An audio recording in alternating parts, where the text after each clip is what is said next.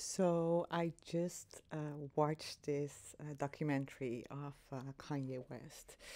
It's not a documentary that's actually right now on Netflix because I believe there's a documentary there as well, but this was something on YouTube. My husband was watching it and I just came into the room and I started watching it with him. And I am such a big fan of Kanye. I don't know if fan is the right word. I mean, I have a lot of admiration.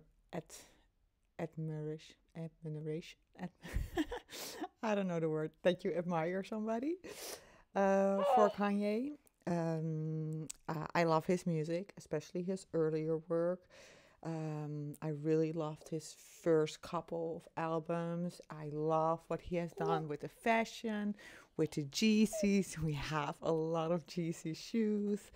And I just remembered that Sunday service theme where I was talking about in my last episode was actually inspired on the Sunday services that Kanye started hosting a couple of years ago.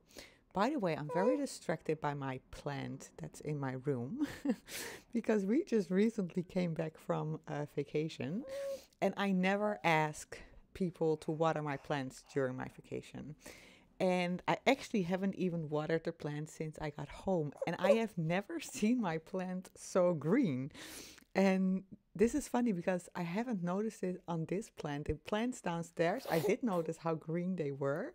And I even sent my mom a picture. Like, it's so funny. My plants really adapted to me because they can do easily without water for 2 to 3 weeks.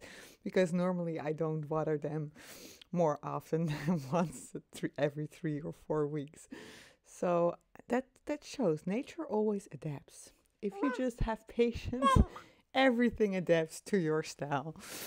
Anyway, like I said, I was watching the documentary, and what I love about his life, even though he has had horrible meltdowns, and that was very painful to watch and to see how he really sort of lost himself. But then again, also he found his way back home, right? The downfalls were actually part of him coming home, and that's why whenever I watch his story, I feel like it's such a reminder of what it means to be a true artist.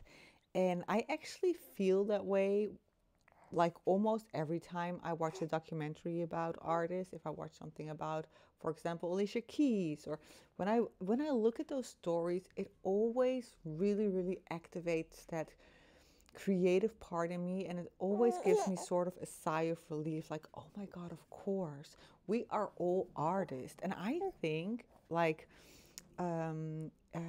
we tend to forget that. We tend to get lost in the current role we are playing. So maybe you are working as a coach right now, and I have said that like so many times, and in my spirit marketing course, it was one of my main things that I taught to people. I said to people, you are not a coach. I even said, I sort of forbid you to use the word coach on your website or in your bio because that's not what you are. Coaching is just a tool that you can use to be of service, right? But as soon as you start identifying as a coach, it doesn't make any sense because you are so much more than that. And I really truly believe we are all here on this earth with a specific reason. And even though you might be listening and think like, okay, maybe you, Sophie, or maybe Kanye, or maybe Oprah Winfrey. I love it how I put myself in that name, in that category of people. Always do that. Always vision yourself as the highest possible. I mean, I love that about Kanye as well. I mean, he just sees himself as the new age Jesus, and why not, right? Don't be humble. That's something else I want to say.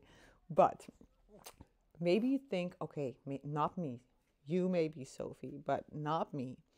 But yes, you too. Even if you currently don't have a clue of what your big life's work is, believe me, you are part of the whole system and your life matters. Even if you would never do something that you have classified as extraordinary, your life matters. If you are being the best mom you could possibly be to your children, your life matters. If you just become the best in just being you, being friendly to the people on the street, you are being of the greatest service. We make such mistakes to think that we all have to do extraordinary things. We don't. Some of us are designed to do very extraordinary things. I believe I am designed to do extraordinary things. I mean, I have talked to you previously about wanting to start a human design school, but I have sort of let it settle in. I'm like, no, I'm going to do something else. I'm going to start a school for my daughter. What an amazing gift, right? To be able to give her on her 4th or 5th birthday, like, baby girl, here is your own school, right? That's like, those are the dreams I have. I believe I am here to do extraordinary things, but don't mistake extraordinary for extraordinary. Don't ever believe that founding your own school or launching your own fashion label or selling millions of records is any better than raising your kids and being a stay-at-home mom, or being a great garbage collector. Everything matters, and we all have our own part to play.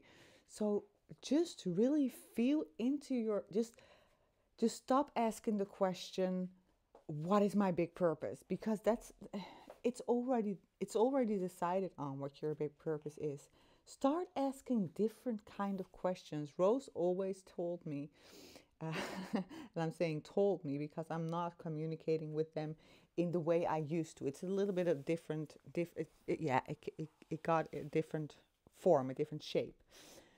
But they always said to me, Sophie, think about the questions you're asking us only if you ask good questions. And they didn't use the word good. They said something different, but I can't remember what.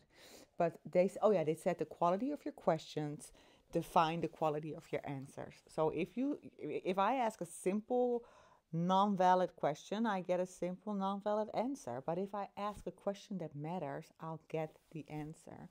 So you could way better ask yourself, like, okay, how can I serve today? For example, right? Michael Beckwith teaches that question really strongly. He has this beautiful life envisioning program where he really teaches you to ask that question daily, like, how can I be of service? Who must I become? What must I be or do to be of service? And the beautiful thing about asking these questions is as soon as you ask those questions, answers will come to you. Not always immediately, but during the day, during the week, during the month, answers will come to you. But like I explained in the previous episode, don't go looking for the answers. Ask the answers and let it evolve. Okay, there's so much more I would love to say, but I have a feeling this little girl really wants to go to sleep. So I'm gonna feed her. Feed her, that sounds like she's an animal. But you get the point. And then I'm gonna let her sleep.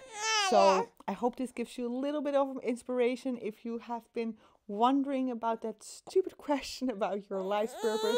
Your life's purpose is being you, and you are amazing, you are beautiful, you are here for a reason, and never ever doubt that. Never ever think you are not special, because you are just the way you are. Love you. Bye.